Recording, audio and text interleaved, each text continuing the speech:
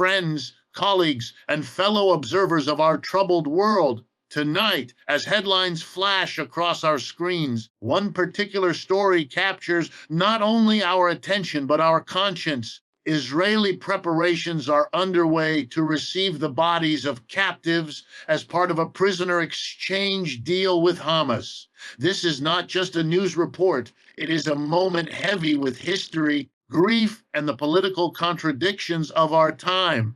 When nations begin to trade lives for lives, or in this case, bodies for prisoners, we must pause to understand what has brought us here. The human cost of politics, of occupation, of retaliation, and of cycles of violence is being paid yet again, not in policies or budgets, but in the most sacred currency of all human life.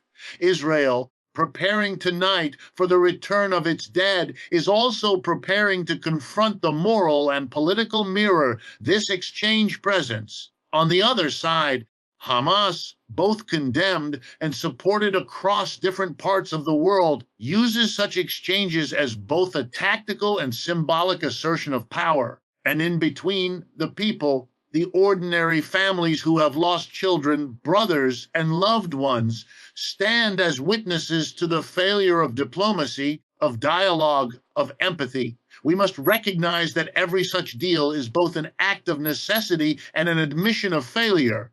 A necessity because even the most bitter enemies seek closure for their dead and freedom for their imprisoned.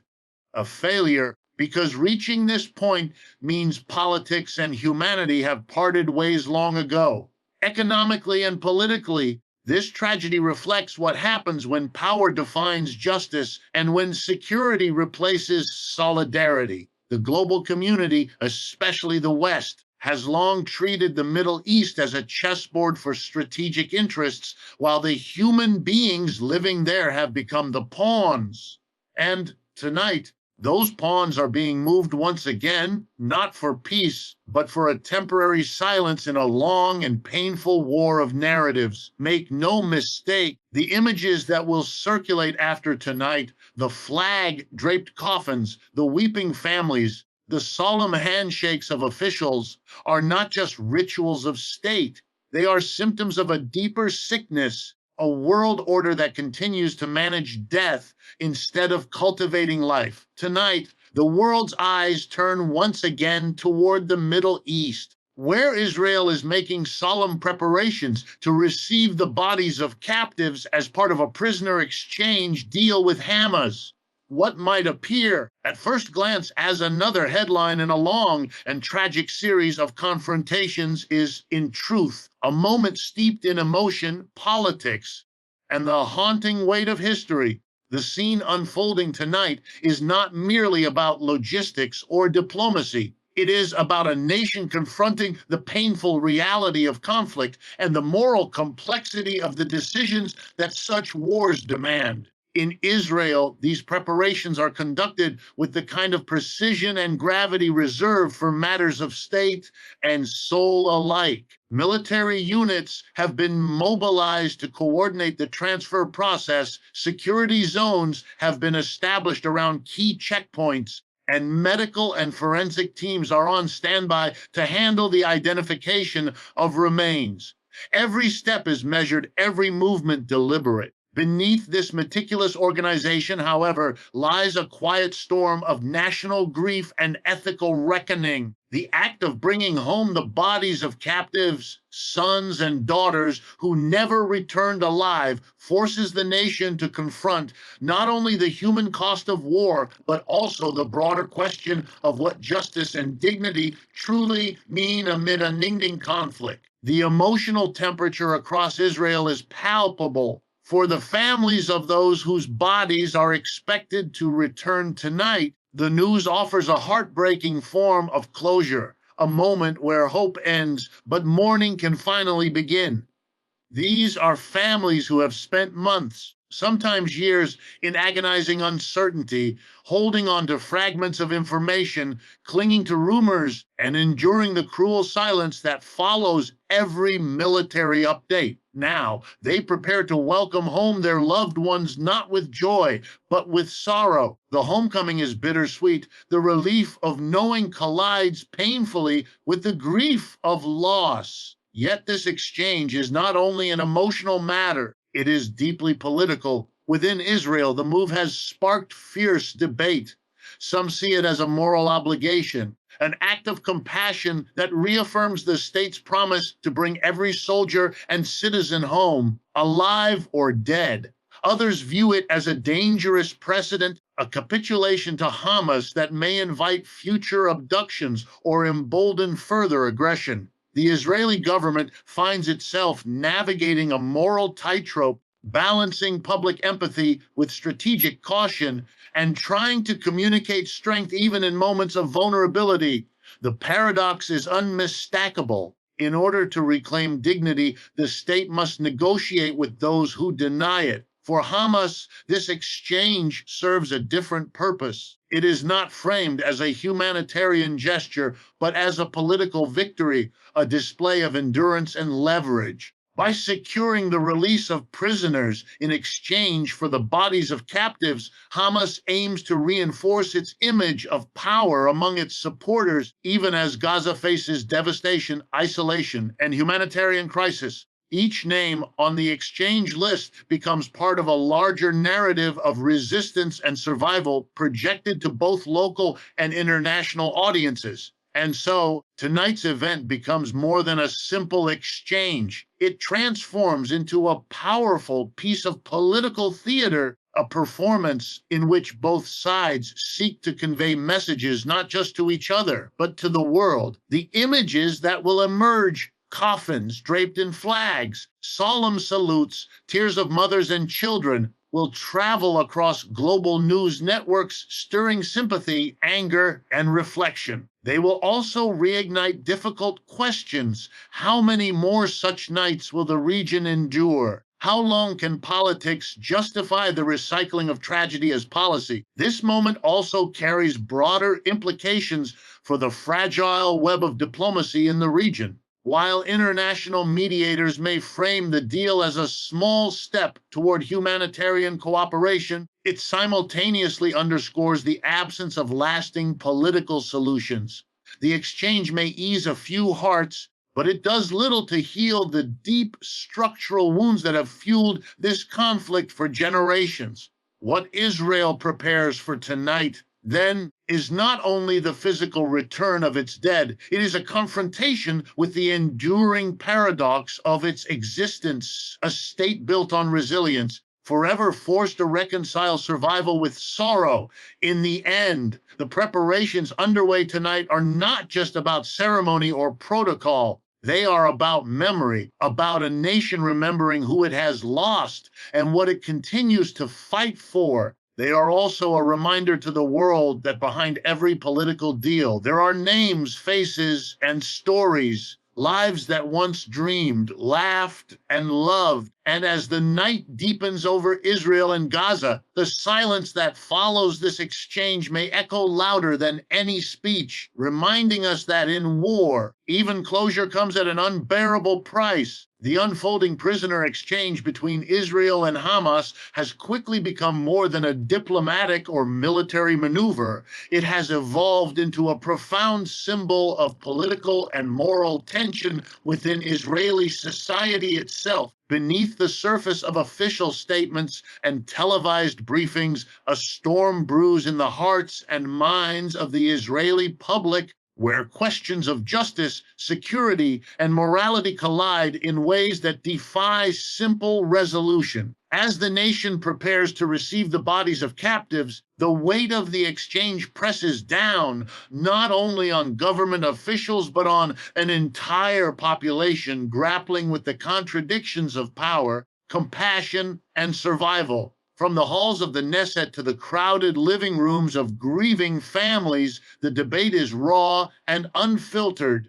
On one side stand those who insist that Israel's duty to bring home every citizen, soldier, and captive, whether alive or dead, is sacred and non-negotiable. For them, this exchange represents not a concession, but a moral commitment that defines the very character of the nation.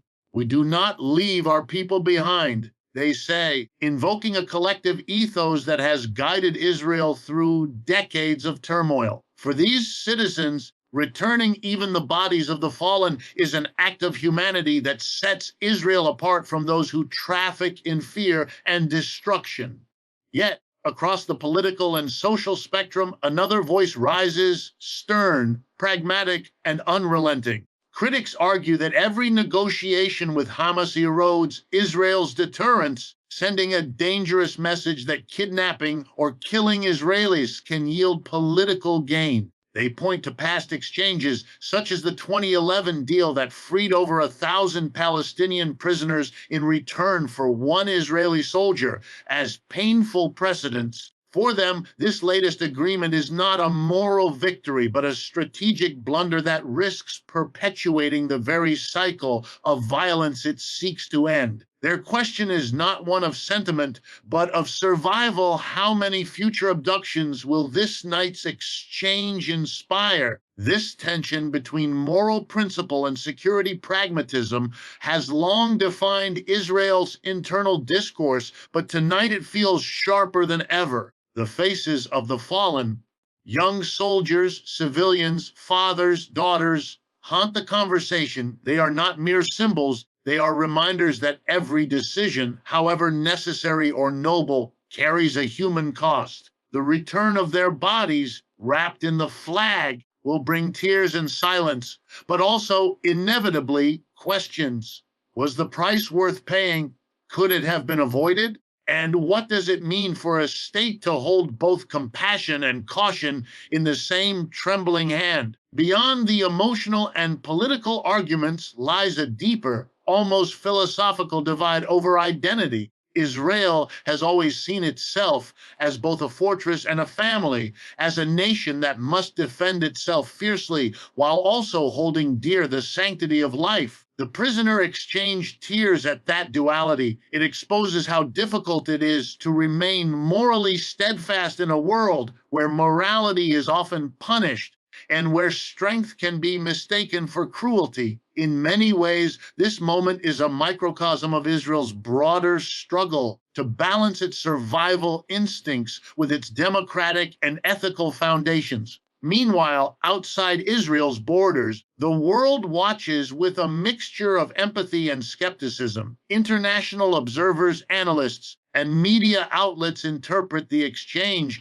through their own ideological lenses. Some praise Israel's willingness to engage in such a painful yet humane act, framing it as a testament to democratic values in the face of terrorism. Others criticize it as political weakness, a moral stand that risks strategic fallout. Yet both perspectives miss the essence of what is happening within Israel, a society wrestling not with external enemies alone, but with the moral weight of its own decisions. Inside the country, the reactions are deeply personal. In cafes, on social media, in the quiet moments after the evening news, citizens voice conflicting emotions, pride and bitterness, hope and fear. Families of the fallen speak of honor and closure, while others worry about the next generation that may bear the consequences of tonight's deal. The air is thick with paradox, sorrow mingles with relief, unity is tested by dissent, and the boundaries between compassion and compromise blur almost beyond recognition. As the exchange unfolds, it becomes clear that this is not just a transaction of bodies for prisoners. It is a mirror reflecting the moral complexity of a nation forever caught between idealism and necessity. The symbolism runs deep. Israel, a state forged through struggle and survival, continues to define itself through moments of unimaginable pain. To negotiate with Hamas is to dance with both justice and danger, and to do so while the world watches is to lay bare one's soul before history. The question is no longer simply what Israel will gain or lose tonight. It is what kind of nation it will choose to be when the dawn arrives. Amid the cold calculations of political strategy and the carefully worded statements of governments, There exists a dimension of this prisoner exchange that defies statistics and policy, the deeply human, heartbreaking reality of loss, longing, and love. Beyond the security fences and negotiation tables, families on both sides of the divide are bracing for a night that will change their lives forever. For some, it brings a form of closure after unbearable uncertainty. For others, it reopens wounds that never truly healed. The emotional weight of this exchange is not measured in headlines or diplomatic outcomes, but in the silent tears of mothers, the trembling hands of fathers, and the aching absence felt by entire communities. In Israel, the hours leading up to the exchange are filled with a haunting stillness. Families who have spent months waiting for news, any news, now prepare for the final confirmation they both dreaded and needed. The return of their loved ones' bodies is not a victory, it is a surrender to truth, a reckoning with the cruel finality of war. Many of these families have endured endless cycles of rumor, hope, and despair. They have seen officials visit their homes with updates that offered neither clarity nor comfort. And tonight, as they prepare to receive flag-covered coffins instead of embraces, they face the unbearable paradox of closure without healing. The emotional resonance extends far beyond those directly affected. Across the nation, the public watches as the personal becomes political once more. Every Israeli citizen, whether they agree with the exchange or not, feels the gravity of it. It touches something primal, the collective understanding that life here is fragile and that behind every policy debate lies the face of someone's child, spouse, or friend. The airwaves fill with solemn broadcasts, familiar songs of remembrance, and the quiet hum of a country caught between grief and pride. In these moments, politics dissolves, and what remains is the unfiltered human truth no nation, however strong, is immune to sorrow. Across the border in Gaza, the emotional landscape mirrors that pain, though shaped by different histories and hopes. Families there wait, too, this time for the release of prisoners, many of whom have spent years behind bars, some accused, some convicted, and some detained without trial. The anticipation is charged with a strange mixture of triumph and tragedy.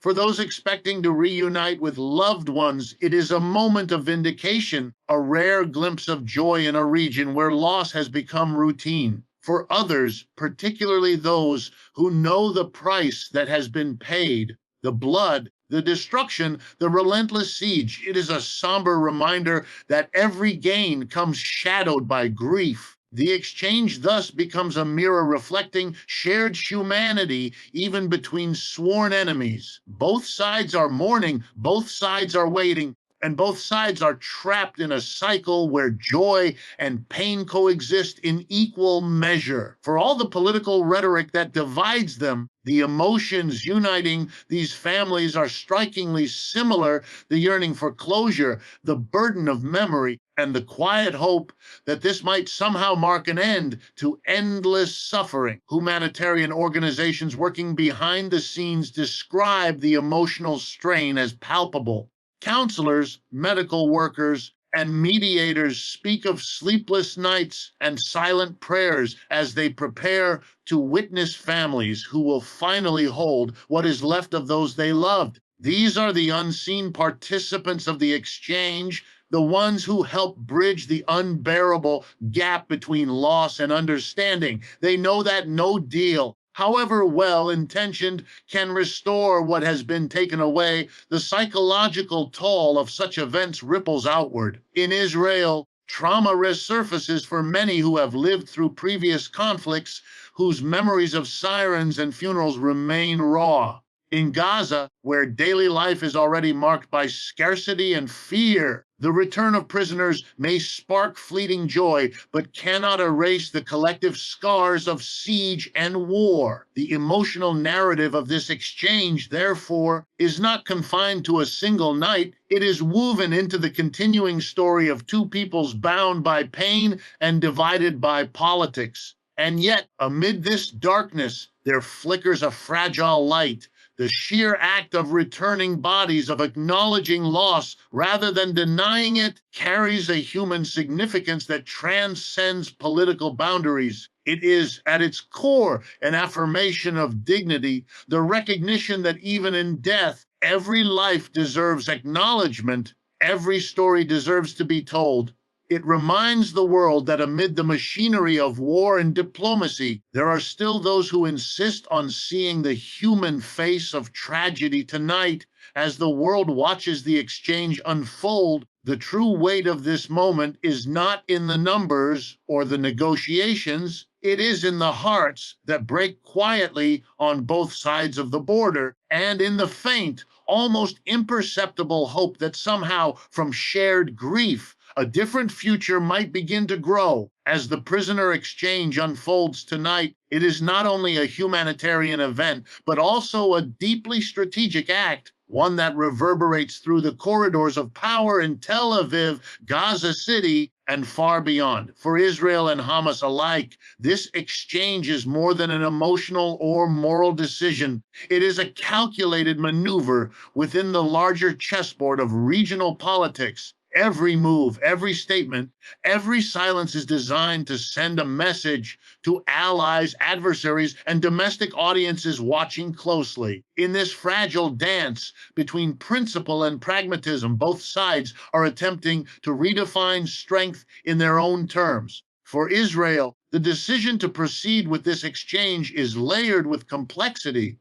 On the surface, it appears to be a humanitarian commitment, a solemn fulfillment of the state's promise to bring its people home, alive or dead. But beneath that moral clarity lies a web of strategic calculations. The Israeli leadership understands that its legitimacy, both domestically and internationally, depends not only on military strength, but on its ability to demonstrate compassion, discipline, and resolve. Returning the bodies of captives, even in exchange for releasing prisoners, serves as a reaffirmation of national values that Israel will not abandon its citizens no matter the cost. This principle, however noble, comes with a political price that the government must carefully manage. Inside Israel's security establishment, debates rage quietly but intensely. Some officials argue that the deal is a necessary step toward easing internal tension and restoring public confidence after months of pressure and criticism.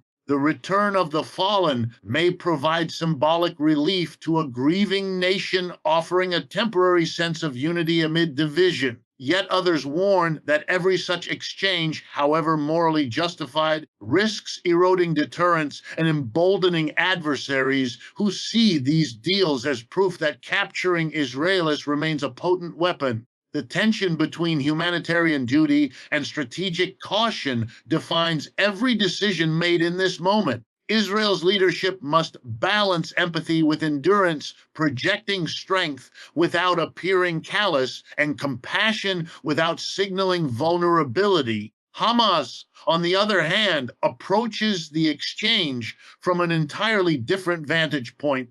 For the group's leadership, this is not an act of mercy, but a carefully staged display of power. In the complex and brutal politics of the region, such deals are opportunities to shape narratives and solidify influence. By securing the release of prisoners, some of whom are seen as symbols of resistance, Hamas seeks to remind its supporters and its rivals that it remains a central force capable of extracting concessions from one of the world's most powerful military states.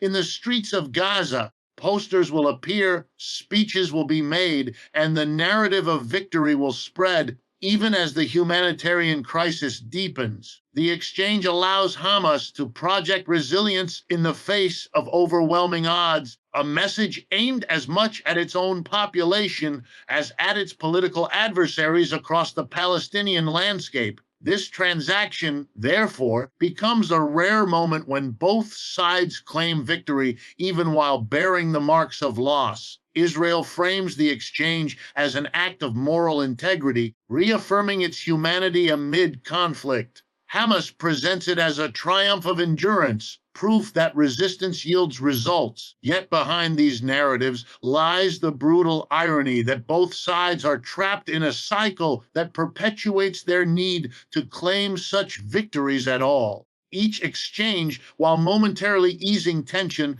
reinforces the structures of confrontation that make peace ever more elusive. Internationally, the exchange also carries implications that extend beyond Israel and Gaza. Western governments will publicly praise the humanitarian dimensions of the deal while privately analyzing its political consequences. Regional actors, from Egypt to Qatar, who often mediate such negotiations, view it as another opportunity to assert diplomatic relevance. The exchange becomes part of a broader regional performance in which power is measured not just in territory or weapons, but in the ability to control narratives of compassion and defiance. At the psychological level, this event reshapes perceptions of strength. In a world where power is often equated with domination, both sides are redefining what it means to be powerful. For Israel, power is expressed through the unwavering commitment to its people, the ability to mourn without surrendering to despair. For Hamas, power lies in survival itself, in proving that even under siege, it can still influence the agenda of its greatest adversary. This paradox, two forms of strength colliding in a moment of mutual vulnerability, lies at the heart of tonight's exchange. And so, as the world watches the convoys move under heavy security, as flags are raised and statements are delivered, a deeper story unfolds beneath the surface. It is the story of two entities bound by hostility yet dependent on each other for meaning, locked in a rhythm of conflict where every loss becomes a statement and every gesture, however human, is also political. Tonight's exchange is not just a trade of prisoners and bodies, it is a reflection of the uneasy truth that even in war, strategy and humanity are never fully separate. They coexist in tension, shaping the fragile balance that keeps this region suspended between tragedy and survival. The prisoner exchange unfolding tonight stands as a stark reminder of the failures of diplomacy, failures not born of neglect, but of exhaustion, mistrust, and a political culture that has grown accustomed to managing crises rather than resolving them. Every exchange of this kind, every negotiated handover of captives or remains testifies to the same uncomfortable truth. When politics loses its moral compass, tragedy becomes a recurring routine. This night's events, cloaked in solemn ceremony and political justification, reveal the deep cracks in a peace process that long ago fell silent under the weight of its own contradictions. For decades, the Israeli-Palestinian conflict has been framed as a struggle over land, identity, and security. But at its core, it has also been a failure of vision, a failure of leadership on all sides to imagine a future not defined by revenge or fear. The exchange of prisoners and bodies may provide short-term relief, but it also signals how low diplomacy has sunk when human lives become bargaining chips rather than sacred ends in themselves. What once might have been considered a step toward reconciliation has now become a symbol of endurance within a never-ending cycle of retaliation. Instead of political dialogue, there are deals made through intermediaries. Instead of peace summits, there are negotiations over the dead. In Israel, the government frames the exchange as a necessary humanitarian gesture, a painful but noble act of duty. Yet even within that language lies an unspoken confession that true diplomacy has failed to create a context where such exchanges would no longer be necessary. Each coffin draped in the national flag is also an indictment of political paralysis. Leaders deliver solemn speeches, promising that the fallen will not be forgotten. But beneath those words, citizens hear something else, the echo of promises unfulfilled, the quiet acknowledgement that peace has once again been deferred. The machinery of the state moves efficiently, but the moral engine of progress has stalled. Across the border in Gaza, the scene carries a different tone, but the same undertone of disillusionment. For Hamas and its supporters, the exchange is portrayed as a triumph, a proof that defiance can yield tangible results. Yet, even in celebration, there is a haunting sense of stagnation. Each victory claimed in these exchanges is built on ruins, on lives lost and futures destroyed. For all its political theater, Hamas too is trapped in a cycle that rewards confrontation over dialogue, where negotiating over prisoners becomes a substitute for achieving genuine sovereignty or peace. The group's claim of victory is also a quiet admission of limitation. When politics fails, symbolism must take its place. The mediators, the regional powers,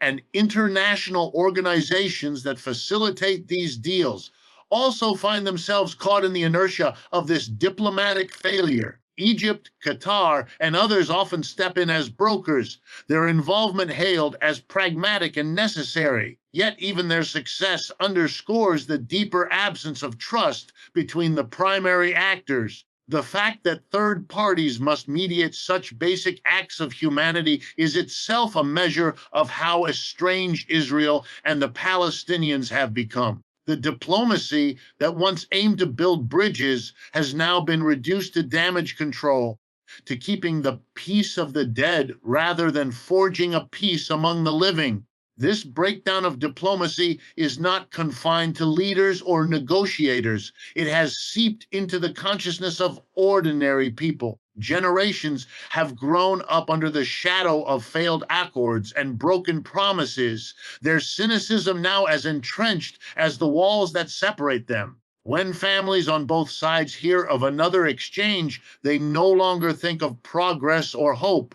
They think of loss, of repetition, of the grim certainty that this will not be the last. The rituals of diplomacy, press conferences, agreements, statements of regret have lost their power to persuade because the human cost has become too familiar, too constant to inspire faith. The international community, too, shares responsibility for this failure. The world's powers express concern, issue statements, and call for restraint, yet they remain unwilling to confront the political structures that perpetuate the cycle. Humanitarian aid flows in, weapons flow out, and the balance of suffering is maintained as if by design. Tonight's exchange will be framed in many capitals as a humanitarian success, but those who look deeper will see it for what it is, a temporary pause in a long, unbroken pattern of despair. In the end, the failure of diplomacy is not measured by the absence of peace treaties,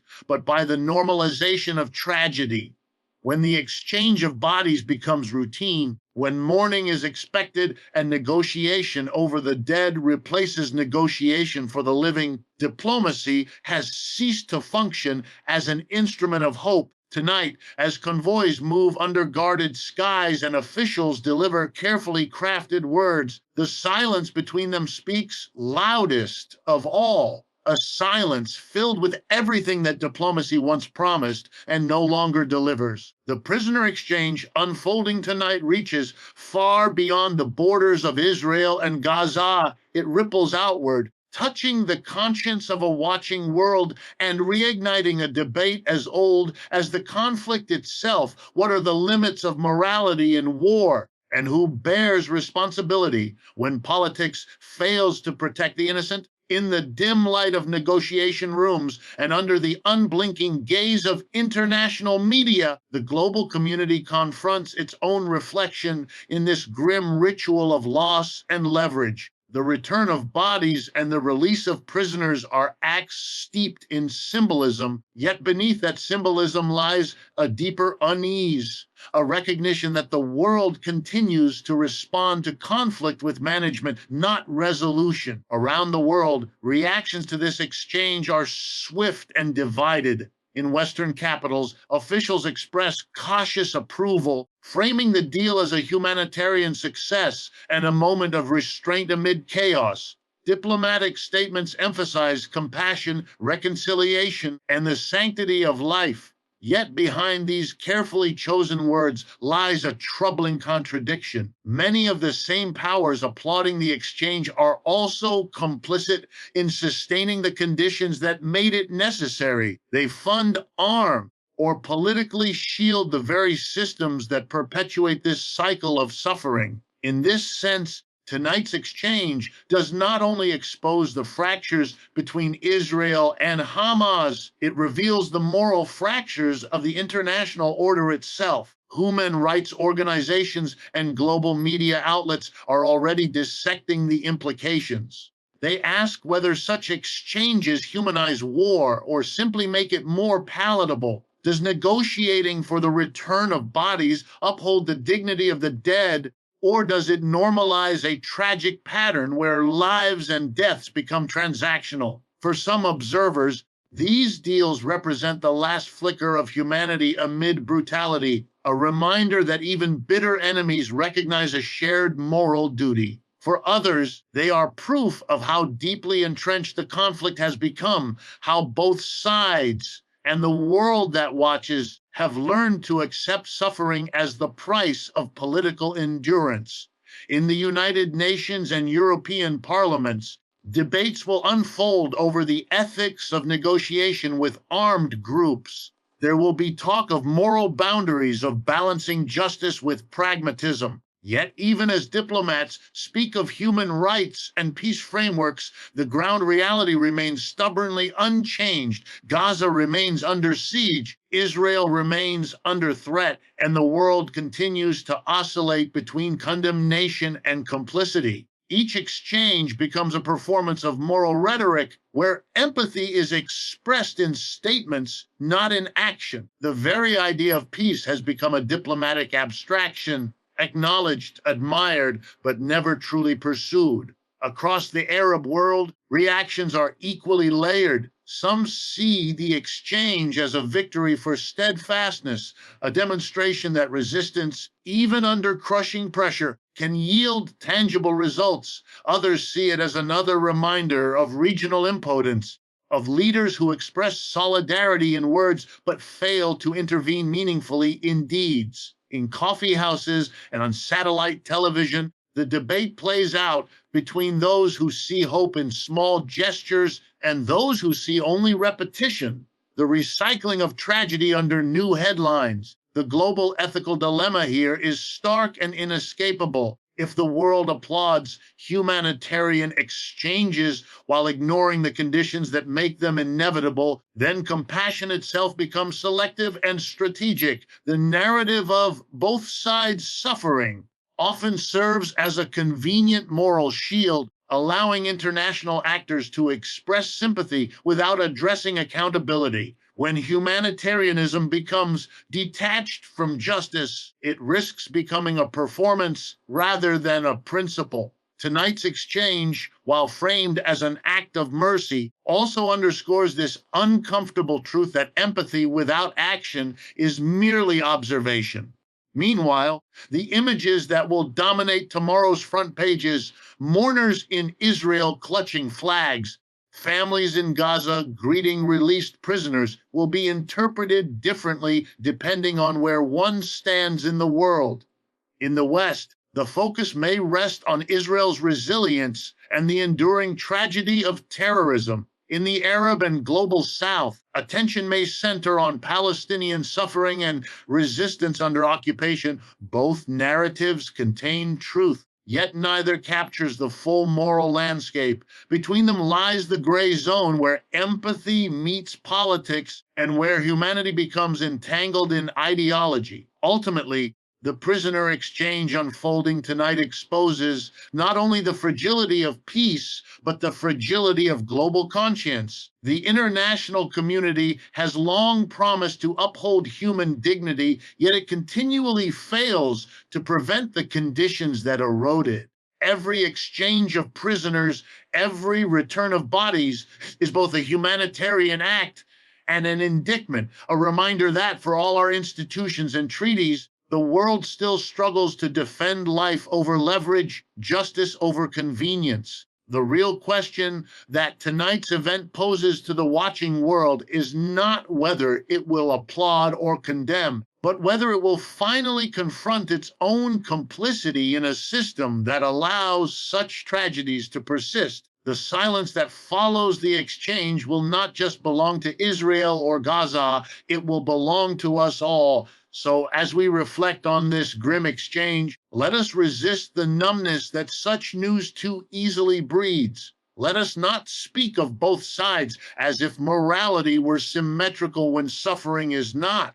Instead, let us demand that our leaders, Israeli, Palestinian, and global, move beyond the politics of vengeance and toward the economics of peace, the ethics of coexistence, and the shared humanity that should have guided us long before tonight. Because until we learn to value the living as much as we mourn the dead, there will be no real victory, only recurring funerals in different languages. Thank you.